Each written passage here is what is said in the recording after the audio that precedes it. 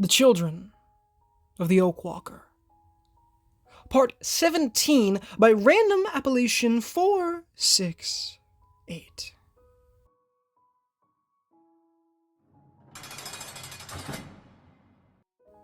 I jolted awake at the rusty tumbling of keys in the lock of my cell door and scooted back against the wall on reflex. Two men loomed in the entrance with dark sunglasses over their eyes. Each carried a pistol belt, and one clutched a brown leather attaché case in his gloved hands. They wore the uniform of the LSAR, regulars, but without the armor and combat gear, slate-colored berets molded to the top of their shaved heads, and thin black rubber gloves on their fingers. One was much bigger than the other, muscled and grave, while the shorter of the two, with the attaché case, stood leaner, but still more than a match for my diminutive frame. "Anna Brun," the big man rumbled, a slight southern drawl to his voice as he waited with both fists at his sides. Arms wound around myself. I swallowed a nervous lump in my throat and nodded. They looked at each other, and the shorter one opened his case to pull out a folded set of clothes, which he laid on my bunk. "Mr. Caronti sends his apologies for the confusion. You're to change into these and come with us. Do it now." Keeping my eyes away from the reflective surface of their sunglasses, I stripped to my underwear and tugged on the thin orange jumpsuit. I'd glimpsed similar fare on a few of the bloodied prisoners the guards had dragged by, though I couldn't help but note the stains, rusty red sprayed across uncomfortable places on the cloth. It smelled musty, and I wondered what had become of the last detainee who'd worn this suit. "Stand and put your forehead on the wall." Reaching into his pistol belt, the first man produced a pair of shiny metal handcuffs and stalked toward me. "Place your hands behind your back and wait until I tell you to move." Heart pounding, I bit my lip and did as they said, the cement cold against my nose. Why are they putting me in these clothes if we're going back to my room? Is this another trick? Are they going to take me to some torture chamber, strap me down and... Shiny cuffs clicked onto my wrists, and one of the men slid an explorative hand up my spine, his fingers stopping at the plastic bump on my neck. Head back. The second man droned, and a black bag slid over my face, bringing up horrible images of Jamie watching the soldiers drag me away. Boots echoed in the hallway outside, and I stood there blindly as another male voice blared through the chilly air, a nasally one that I recognized as the guard who had groped me earlier. "Hey, who the heck are you? Don't you know you're supposed to check in with me? I'm the desk sergeant for this block, and no one gets transferred from solitary without authorization from..." Something crinkled, as if a paper had been slapped against someone's chest, and the big man with the southern accent snorted in a condescending tone. "Save it, kid. We've got clearance from Caronti himself. He's been spitting nails since you carried off his prize. So unless you want me to include your name in the official report, you can make yourself useful and get the elevator for us." Angry sputters came from the auxiliary, but I heard the paper get snatched back out of his hands as the attaché case snapped shut once more. "I'll get my commander. Captain McGregor will." "Do it." A haughty sneer floated from the second regular, as if he enjoyed watching the auxiliary squirm. "Call her and see what happens when you make Mr. Caronti wait. Now, I believe the lieutenant here gave you an order, Sergeant." Two hands gripped my arms, and I was shuffled out into the hall, my brain caught in a whirlpool of confusion, hope, and terror. Behind me, the auxiliary sulked with muttered curses under his breath, but seemed to be cowed for the time being. On one hand, I already felt safer in the custody of the mercenaries, but I had a feeling my ordeal wasn't over. These men seemed serious, impatient, dangerous. My pulse leapt at the sound of the freight elevator opening, and boots scuffed on the floor to lead me inside. "And Sergeant," with the tone dripping in smug sarcasm, the second man called out just before the door closed, "do get a mop and clean up. Your station smells almost as bad as you do." Cables rolled in an electric whine, the door slid shut, and the elevator lurched upward. "Comms check." The big man shifted on his feet as if adjusting something on his uniform, and for a moment, I thought he was talking to me. You're coming in patchy, but the signal's getting stronger. A female voice barely cut through the low ambience of the elevator, and I realized it had to be coming from some kind of earpiece. The radio traffic fringed in static. It surprised me that I could even hear it, but I didn't move or say anything just in case the men were unaware of my improved senses. We're on our way up. His southern accent deepened a little, as if the first regular had been holding back, and he pushed some of the hair clear from the back of my neck. Sending you the tricker pick now. Every limb I had went rigid as a creeping wonder flickered to life in my head. Wait a second. I know that girl's voice. Unseen brakes slowed the elevator to a stop, too soon for us to be back at the 5th floor. We'd barely ascended more than 2 or 3. A tiny part of my mind screamed an idea. A possibility, but I didn't dare hope for it to be true. How could I handle the disappointment if it wasn't so? Yikes, that's a new one. The girl sighed over the earpiece speaker. There's going to be wires under the skin. 6 at minimum, 8 max. We're going to have to go with plan B. Copy that. Satisfied, the tall man released his fistful of my hair and, to my surprise, smoothed it back into place with an almost gentle touch. From the direction of the second regular to my right, the clasp on the attaché case popped, and I caught the sound of mechanical ticking, like a dial of an old-fashioned stovetop. 2 minutes. The short one hissed between gritted teeth, and the door slid open with their customary ding. Here we go. Noise rushed in, the bustle of people walking, chattering voices and ringing telephones. Radio traffic squawked from someone's walkie-talkie somewhere, and an electric printer grumbled along as it spat out paper. I smelled fresh coffee and mint. Polished floor tiles squeaked under my slip-on shoes, and the air warmed into a comfortable, almost cozy temperature.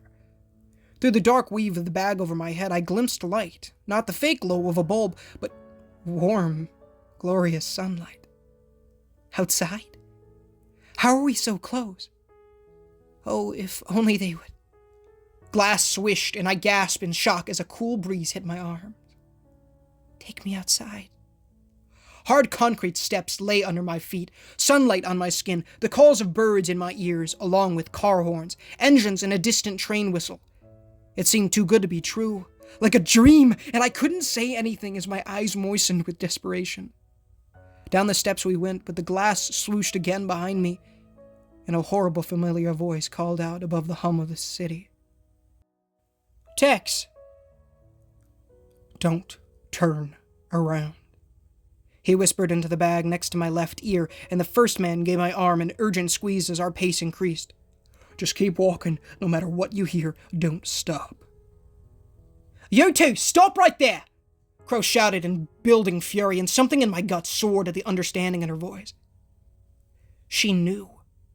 This was real, and Crow knew I was leaving. We weren't going to make it. I'm not going back. I don't care if I fall off a bridge with these cuffs on. I'm not going to be someone's lab rat. Never again. It's about to get spicy, the second man whispered, and on my right came the dull click of a weapon safety. Halt! Crow's angry snarl was drowned out by a pistol shot, the bullet smacking off the pavement by my feet. Rapid fire split the air next to me, a hot casing bounced off my left shoulder, and one strong arm slipped around my waist to lift me off the ground in a burst of speed.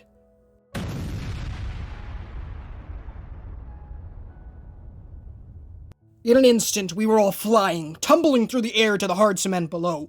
The explosion tore through the air, shattered glass and vibrating through my chest like a tom-tom drum.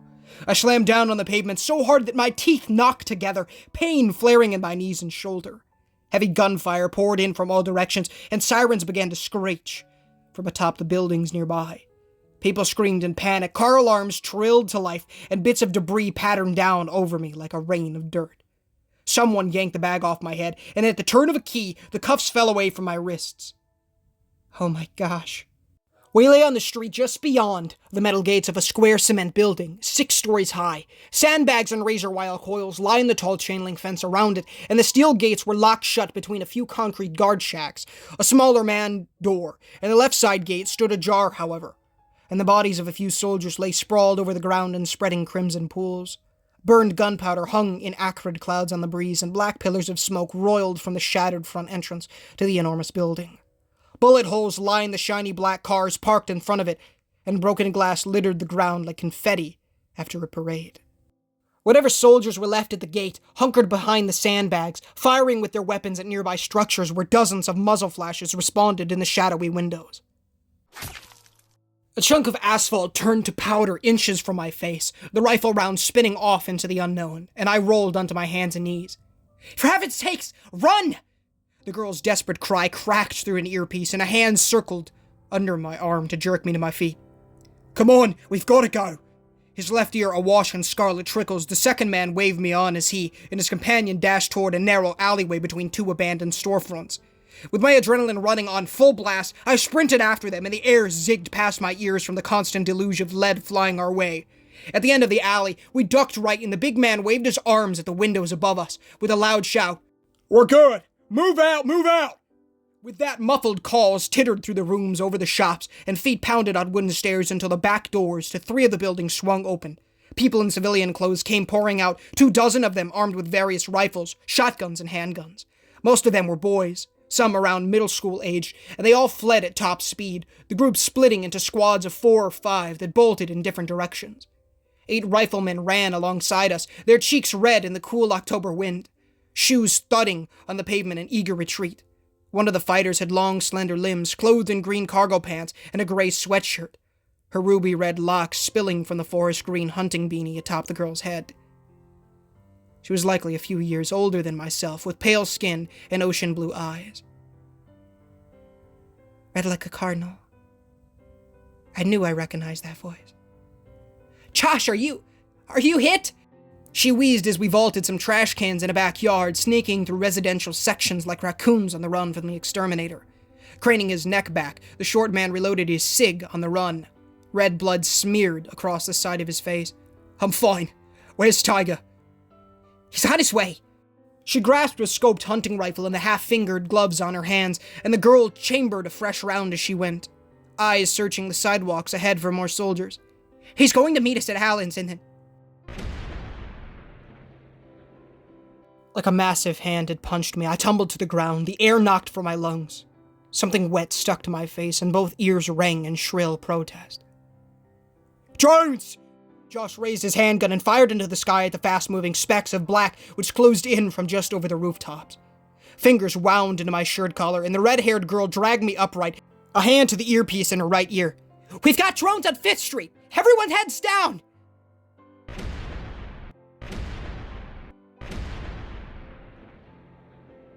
Lightning-fast black quadcopters the size of dinner plates swooped in and rammed themselves into the roadway all around us.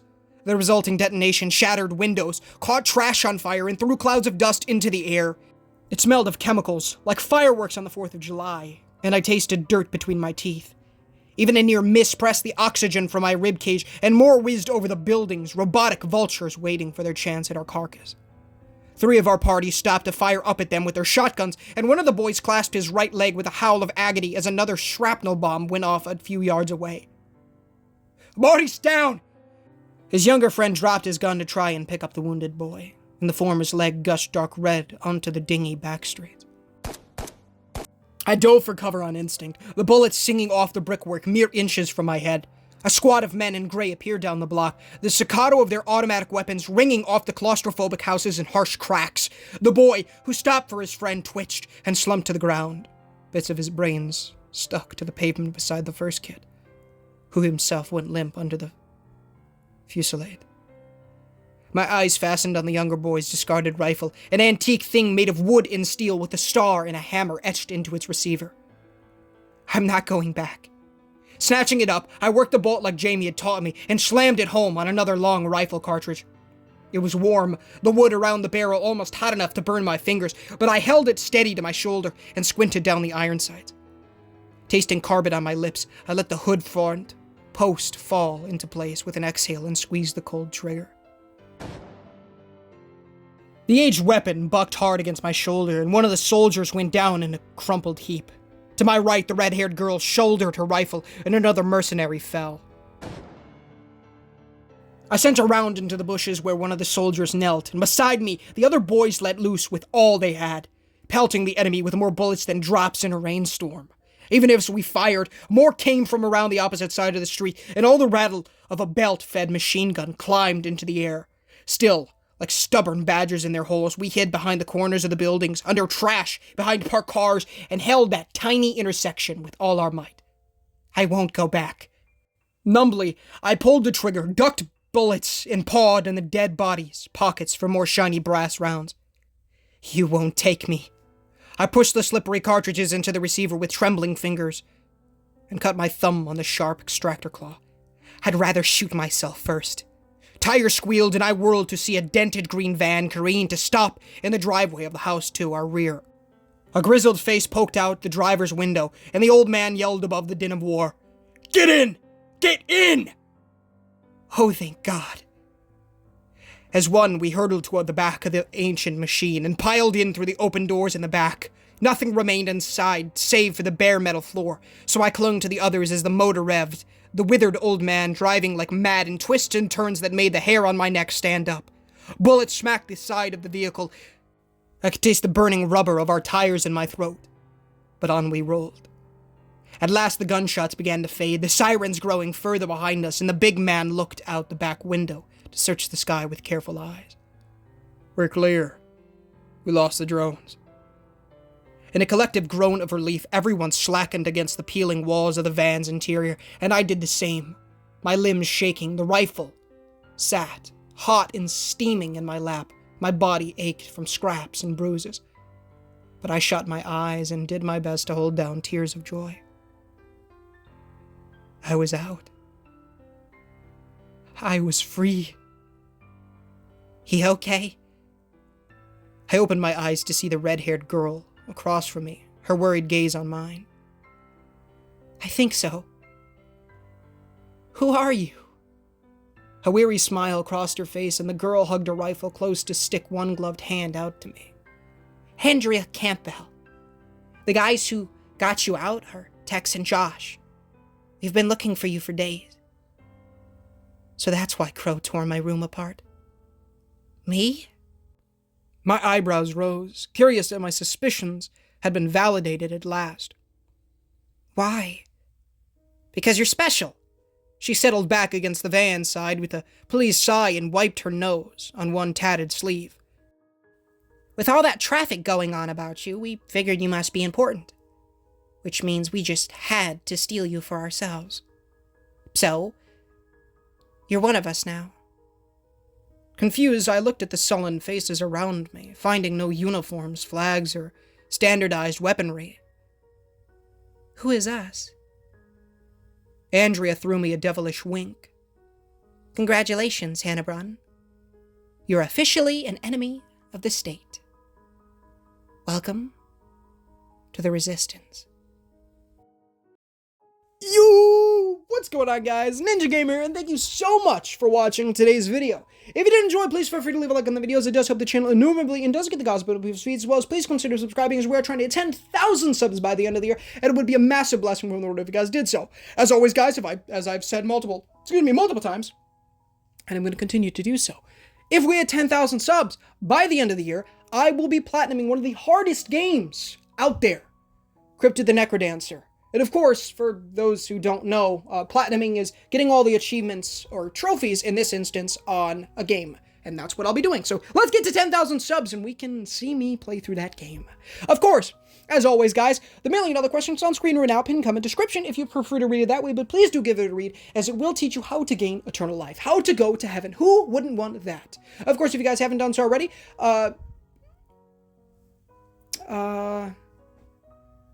did I say it already? I don't even know. It'll teach you about repenting your sins or trusting in the good Lord Jesus Christ, as well as building that relationship with the Lord by reading the Bible daily, pray daily, and evangelizing people. It's great stuff, so please do so. Sorry if I've repeated that. I don't know if I did, but I do apologize if I did repeat that, but there it is.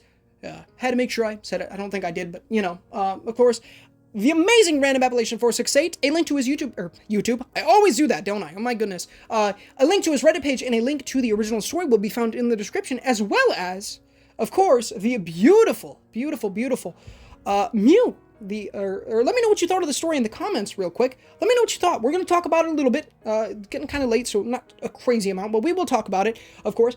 I want to let you guys know, a little bit of things. It's good. It's Wisconsin, bro. Yo, Andrea, let's go. Anyways, the amazing Mew, whose music I use in all of these videos, a link to his YouTube channel and a link to all the music will be found in the description. If you would like to use his music for your videos, make sure that in the description of the song that you would like to use, it says that it is free to use as long as credit is given. If it doesn't, it will specifically, or at least it should, from the ones that I've seen, it'll specifically say, I say ones, I've only actually seen one, it'll say that it is not free to use as long as credit is given. But if it does say so, of course if it doesn't, you can't, but if it does say so, you are allowed to use it as long as you put a beautiful link to his channel in your description. And of course, maybe even put the link to the music.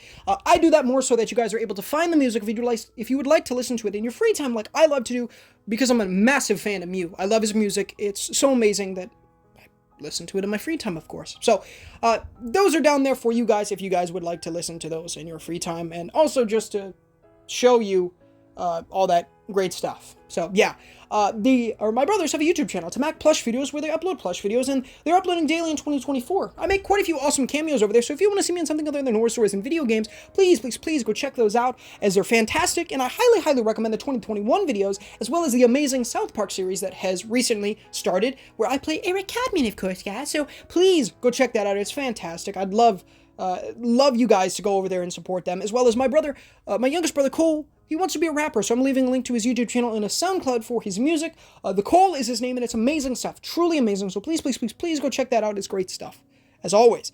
Join the Discord. A link in the description is always going to be down there, especially for videos. And you'll be able to join an awesome community that we're building over there. It's a great time, so please come by, and I'd love to talk to you guys over there. As always, the amazing, what am I, I'm trying to think here. The Barron County Anthology by Random Appalachian 468, as well as a former stalker texted me this morning. She's Been Dead for a Year by Tiro 1000. Both beautiful, amazing playlists will be found linked in the description for you guys to listen to, if you guys want something else to listen to. And I think you might want to, especially for one of them, for this reason. The Barron County Anthology is everything before the Children of the Oak Walker. And so if you guys are loving this series and want to know who the heck Andrea Campbell is, or who Kaba and Crow are, or any of the amazing characters that have been coming over, especially in this series, go watch those ones, because those are all the stories that really lead up to the amazingness that is Hannah Brown's story. So please go check those out. They're fantastic. All are located in the Barron County Anthology. All of the ones that you're especially going to want to do. And you're definitely going to want to do so, because it's going to explain a lot more about these characters. So yeah, and of course, if you want something else that is amazing as well, a former stalker texted me this morning. She's Been Dead for a Year by Tiro 1000 is an amazing story. It's about 8 parts, and it's an immaculate story, and one that is really touching to the heart, really sad, but really beautiful. It's actually one that I've never seen anybody narrate before, and one that Mew actually did a song, what's the word I'm looking for? A commission for. Tiro 1000 had he commissioned a song called Beth's Theme. Beth is one of the main characters in that beautiful story, and it's I actually play that song at the very beginning instead of Lost World like I usually do, which is a song that I play at the beginning of the outro and the beginning of the song. As always, it's usually always like that. Sometimes it is different, and that is a very different case where I actually play Beth's Theme at the beginning like that. So it's an absolute godsend, man. It's truly awesome. So, but of course, let's talk the story. Andrea Campbell. We straight up had a prison break, baby. Big old Tex, and I guess his name is Josh, I guess, from what I've picked up. But Andrea Campbell, this leads to so many freaking questions, like, honest to goodness. I have no idea what is going on now, right? Because my entire interpretation was the fact that Sean was the spy. Now, we're still really interested in the fact that maybe Jamie's the spy, but we're also like, maybe she's not the spy. We're really in a weird spot. At least I am here. And the fact that Andrea is not kidnapped by ELSAR like I thought she was, or at least maybe she's escaped, opens up a whole other can of worms. Is Sean the spy?